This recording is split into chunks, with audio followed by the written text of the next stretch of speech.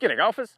Well, have you ever had that bunker shot that just bounces off the sand, hits the golf ball, and the ball goes careening over the green, only to get into the next bunker that's really soft, and you hit too much sand, and the ball stays in the bunker? It's very frustrating. And what we need to learn to do is match the technique to the texture of the sand, and to choose the right golf club. So in this video, we're going to show you how to play out of soft sand, and how to play out of a firm lie in a bunker, and which club to use for each. I'm Glen Haynes. Welcome to Aussie Golf Pros, where we help you make the most of your game.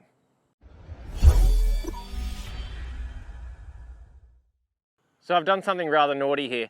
I've dragged the sand from this area over to here. So I've got two very different lies. I've got firm, compacted sand there and very soft, very fluffy sand just here. And we really do need to play these two shots very differently. Why? Well, we're going to get different interaction with the sand, and with this soft, fluffy lie, the club's going to want to dig into the sand, but on the firm, compacted lie, the club's going to want to bounce off. So if we don't take notice of what the lie is like, then we really are going to run the risk of getting contact with the ball, which we definitely don't want, or getting too deep into the sand and not getting out of the bunker. So the three things you need to do with this soft, fluffy lie. And we need to really make sure that the bounce is working through the sand so that it doesn't dig in. If we hit the sand with this leading edge, then the club's going to dig into the sand. If we can hit the sand with the back of the club, the sole, and that's what we call the bounce of the club, then that's going to help us to glide through the sand and not dig in.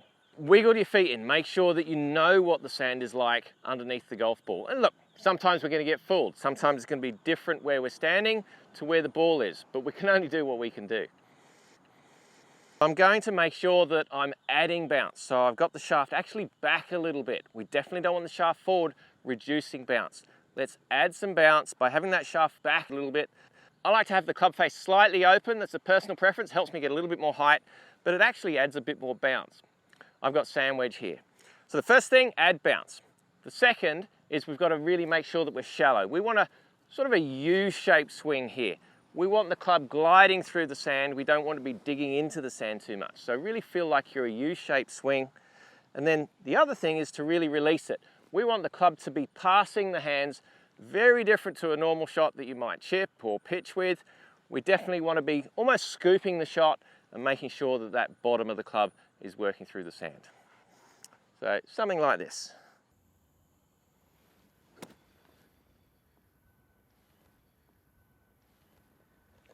As you could hear, we could only hear the sand, but we didn't dig into the sand because you were using the bottom of that club to glide through.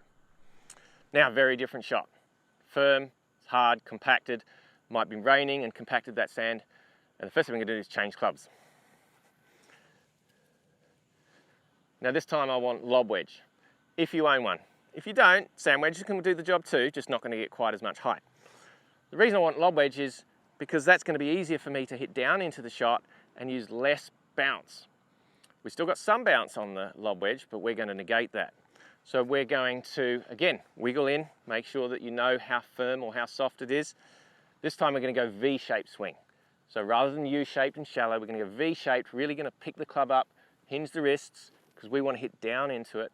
We don't want the club to bounce off of this firm surface. Instead of having the shaft back, we can actually have it forward a little bit.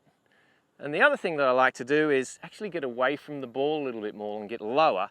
That raises the toe of the club off of the sand, and it helps us to get that heel section just to dig into that sand a little bit deeper.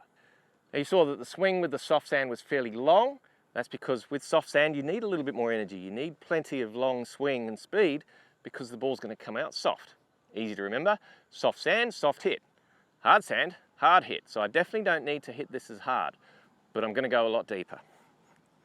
So away from the ball, tilting that club up a little bit, and let's get that V-shaped swing.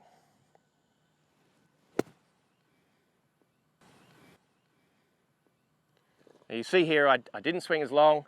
I got down into the firm sand. I didn't hear the ball. The club didn't bounce off the firm sand. So therefore we still get some height and spin onto the green and a chance of saving our par. Now don't worry, I've put all the sand back where it belongs and I've raked it nice and smoothly and fairly for the next player, as we all should. And what about if you've got a plug lie in a bunker? Obviously soft sand, but you can't play it the way we just did. You need a different technique. So to learn that, you have to pop over to this video here. Thanks so much for watching. Are you the best dressed golfer you can be?